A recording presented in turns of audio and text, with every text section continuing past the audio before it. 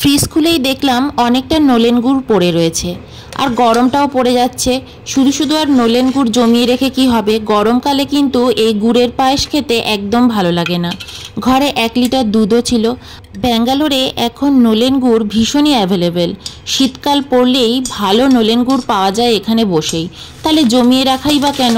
তো ভাবলাম একটুখানি পায়েস করে ফেলি।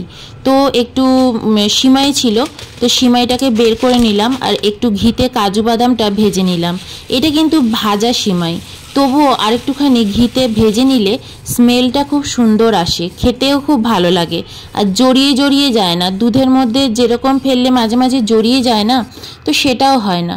তো দেখো আমি গুড়ের পায়েস একদম করে ফেলেছি। আর এর মধ্যে না আজকে আমি চিনি দিতে ভুলেই গেছি। যদিও এটা এক ধরনের বোকামো, চিনিটা না দিলে কিন্তু অনেক সময় দুধ কেটে যায়, বেশিরভাগ সময়তেই তাই হয়। তো যাই হোক, এখনকার দিনে তো আমরা দুধটাও খাই ওই টোন দুধ, তো কেটে যাওয়ার ভয়টা থাকে না। পিওর কোনো কিছু তো আমরা পাই না। তো দেখো দুটো বাটিতে ঢেলে নিলাম পায়েসটা, আর আমার বড় অফিস থেকে চলে এসেছে। চলো বসি খেতে।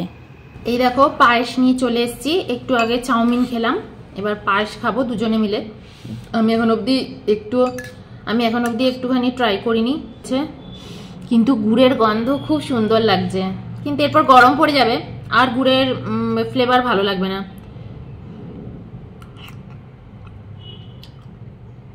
কিন্তু ঘরে আছে। মিষ্টিটা খুব কম হয়েছে, ভালো লাগছে না? মিষ্টিটা খুবই কম হয়েছে, কিন্তু তবুও খেতে ভালো লাগছে। দুধটাকে আমি ভালো করে জাল দিয়ে নিয়েছি, এটা ক্রিমি ক্রিমি বেশ খুব ভালো লাগছে। দুধের মধ্যে কোনো কিছু কনডেন্স মিল্ক এটা ওটা কিচ্ছু মেশাইনি। একটু মিষ্টি পরে দিয়ে দেবো, চিনি দিয়ে দেবো। তোমার মিষ্টি কম ভালো লাগবে তোমার? হ্যাঁ, বেশ গুড়ের গন্ধটা এত ভুরভুর করে বেরোচ্ছে, খেতে দারুণ হয়েছে। আমরা যেরকম বাঙালিরা মিষ্টি খেতে খুব ভালোবাসি, সেই লেভেলে মিষ্টি হয়নি। আর সবচেয়ে মজার কথা কি জানো, আমি এর মধ্যে চিনি দিইনি আজকে। ফার্স্টেই আমি গুড়টাই ফেলে দিয়েছি। দুধের মধ্যে, পায়েসের মধ্যে ফার্স্টেই গুড় দিতে নেই, তাহলে দুধটা কেটে যেতে পারে।